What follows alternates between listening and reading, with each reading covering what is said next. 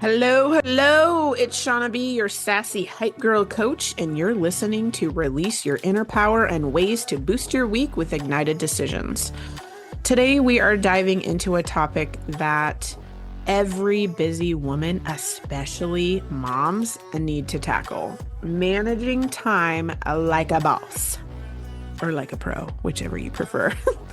If you're feeling overwhelmed by the never-ending to-do list, or like you're juggling 100 things at once and barely keeping it together, I get it. I get it. I feel like that is me at least once a week. And today, I'm going to break down practical real-life strategies to help you master your time without losing it. So grab a cup of coffee, sit back, and let's get into it.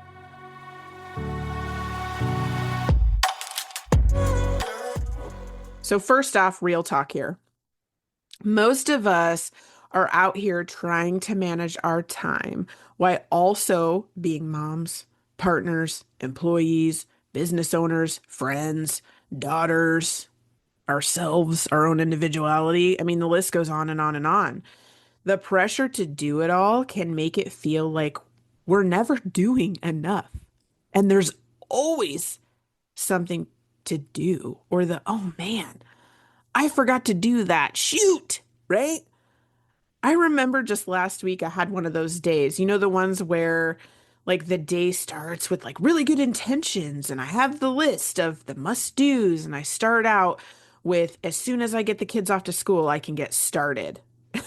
But then it quickly spirals into a whirlwind of distractions and interruptions. Like, your kiddo has a bad morning and then is late to school after fighting for 20 minutes with his sister over who gets the bathroom first to brush their teeth. Anyone? Anyone else? Because I don't know, life. It hit me that even though I'm all about planning, and sometimes life will literally laugh at my calendar. And guess what? That's okay. That's okay.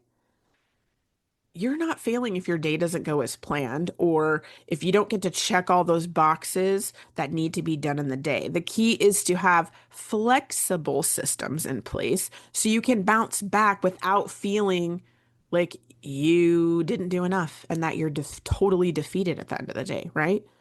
So you are not so hard on yourself, and definitely not letting the brain dragon take over and talk smack to you. We are talking realistic here, not perfect, okay? Because time is crazy. Sometimes it seems to go so fast that you're not even sure what happened in the last couple days, weeks, I don't know, months. And other times it is so slow that 5 minutes seems to be hours of your life. The thing is, time is the only thing that we cannot pause, rewind, delete, or fast forward. One thing we can do is shifting how we think about time. So here are 3 mindset shifts that changed the game for me. So prioritizing over everything being perfect. So I stopped trying to do everything perfectly. You can't give 100% to everything all the time. So choose where to put your energy. So ask yourself, what's going to make the most impact? What is the most important thing today? The second thing, protect your yes. So if you're saying yes to everyone else, you're saying no to yourself.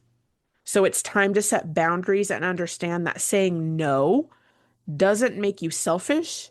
It makes you smart and intentional with your time. Number 3, let go of the guilt. This is a big one. Okay, this is a big one. We often feel guilty for taking that time for ourselves, or for not doing every little thing that's on our list. Let that go, because you deserve downtime too.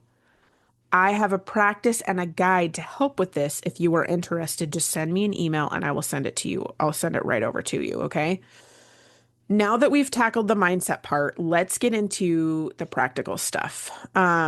Here are some tried strategies that you can start using today. Okay. So the power hour, one of them is the power hour, where you pick 1 hour in your day to focus on a priority or a task.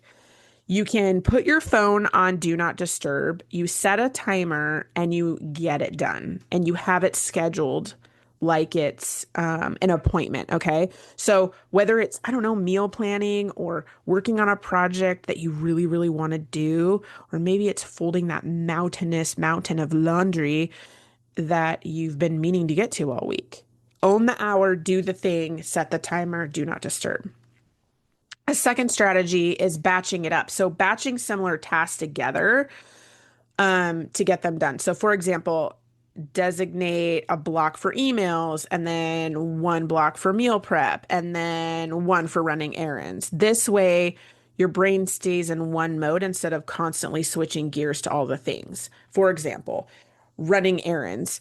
Batching running errands, if you have a bunch of running errands or dropping things off or taking things or whatever, how I do it is I will go to the furthest distance away from my house and do all the errands on the way back to my house instead of, drive like a big star. I go to the furthest and then do all of them coming back to my house. So then that way, in one swoop, everything is done for the running errands section, right?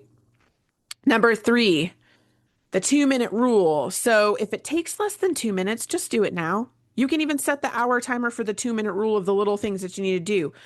It will cut down on the mental clutter on the tiny tasks that pile up that overwhelm you. It'd be like, we're setting the timer for the 2 minute rule for the little things. Doot, doot, doot. Do this, do this, do this. There might be three of them, and then you're done in like less than 10 minutes, right? Number four, set boundaries with your time. So create non-negotiable time blocks for you, your recharge time, for work, and for family. All of those things. And put them as appointments in. If it's hard to change this at first, put them as appointments in your calendar, right? So when that time hits, commit to it because you wouldn't cancel a meeting with your boss. You wouldn't not take your kiddo to baseball. So don't cancel on yourself. You're not just going to skip an appointment. If it is important to you to have the time for recharge time and work and your family time, then you need to schedule and commit to it. Okay. Number five, it kind of adds to the last one, but using your calendar as a tool and not like a trap. So you put your priorities on your calendar and treat them as appointments, like I was talking before. And it's okay if you need to shift things around. So that's what I mean by not a trap. So if you have a deadline, let's say you put something on your calendar on a Sunday and you have to have it done by Thursday. Well, you can give yourself Monday. And then if you don't get it done, you can do it on Wednesday. And then you have to do it by Thursday, right? So you're not trapping yourself. It's kind of a shifting, moving thing where you can give yourself grace if you don't get it done because we all know life and things happen, right? And so we have to give ourselves space for those things. Now, I know what you're thinking. That sounds great, Shauna, but how do I actually stick to this? Consistency is the secret sauce, but you also have to give yourself grace, okay? So start small. I know that I've said this how many times. You guys are probably hearing this in your ears. Start small and pick one and try it out for a week, right? Don't overwhelm yourself by doing everything at once because then you're just going to want to throw it out the window.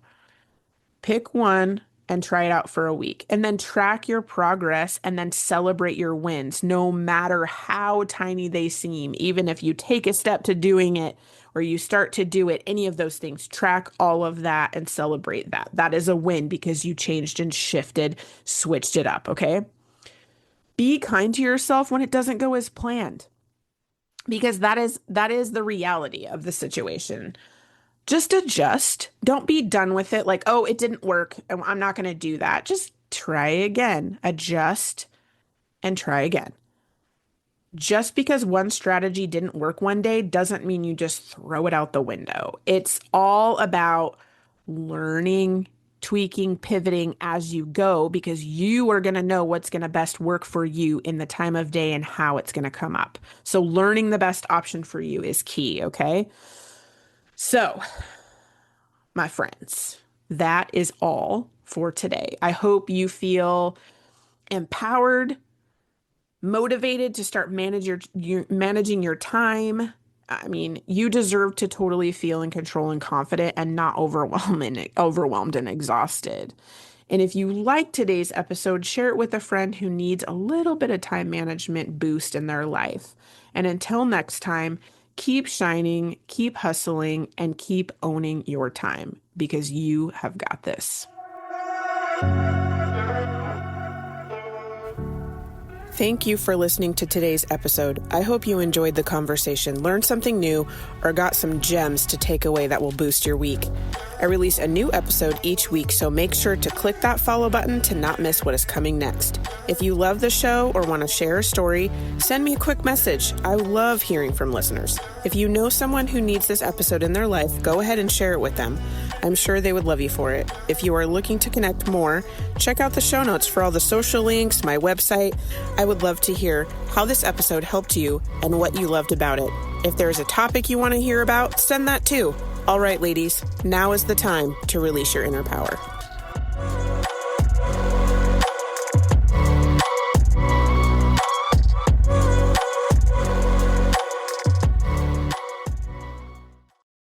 If you're ready to break free from burnout and create a life that actually feels good, I've got you covered. You can work with me in a few ways. Join my monthly membership for ongoing support, dive into my workshops for quick breakthroughs, book coaching sessions for personalized guidance, or go all in with my Revive and Recharge Your Life coaching program to build a foundation for lasting change. No matter where you are on your journey, there is a path for you, my friend.